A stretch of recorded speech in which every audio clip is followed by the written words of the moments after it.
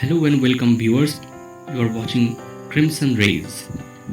In this lesson, I am going to read and explain a short and simple poem by the poet Robert Frost, Dust of Snow. Although it is a short and simple poem, but it has larger significance, where the poet explains how an act as petty as experiencing snow on one's body can brighten one's day up. Regarding the theme of the poem, I must say that we have some preconception about things. Like when we are traveling somewhere and find a black cat going across the road, we shall consider it as an evil omen. Or the hooting of an owl at night brings ill health. But they are only our superstition and wrong preconception. This poem denies them all. Before getting into the poem, we shall try to know about the poet Robert Lee Frost. He was born on March 26, 1874 in San Francisco, US.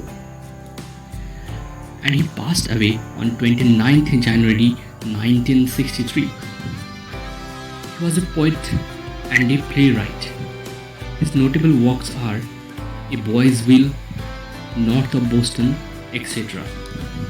He was awarded with the Pulitzer Prize for Poetry for 4 times, and that made him the first poet to possess this honor.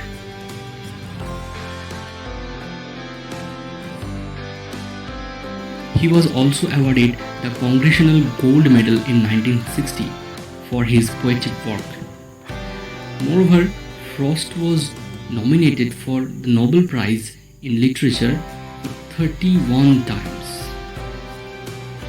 Now, I shall go into the detailed explanation of the poem along with the difficult words and poetic devices. So let us start with the first stanza of the poem, which begins like this. The way a crow shook down on me the dust of snow from a hemlock tree.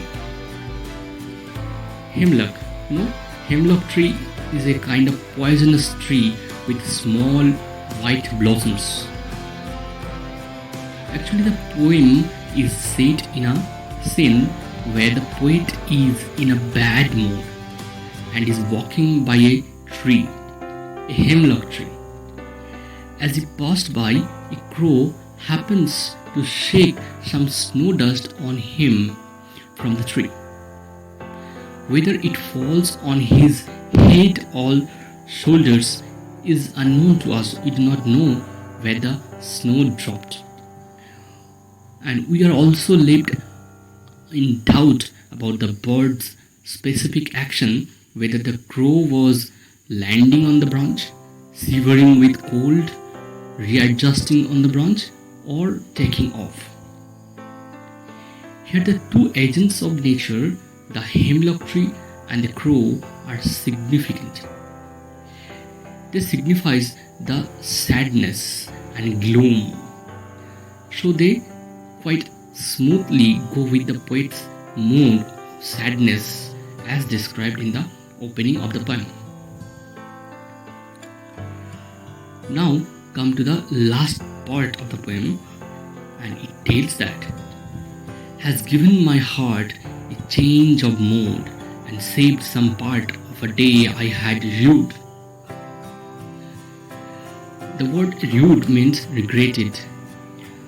We know that the poet was in a very bad mood that day, but the falling of the snow on his head lifted his mood instantly.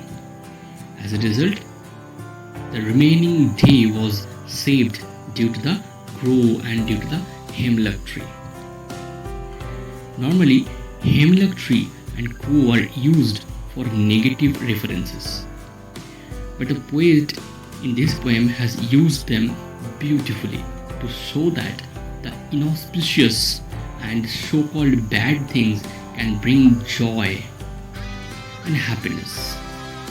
We should not take things for granted, and we should be open and accept whichever way the nature gives us her blessing. It is truly said that little things in life can make huge changes. The poem Dust of Snow beautifully states this fact.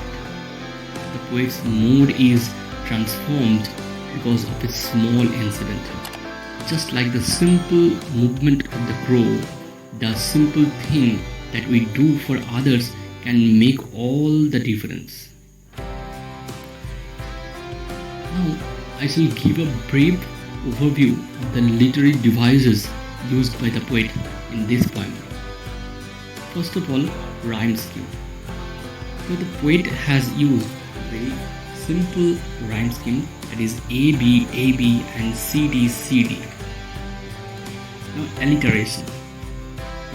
The repetition of a consonant sound at a close interval in a line, like has given my heart. Here H sound is repeating and it is alliterating.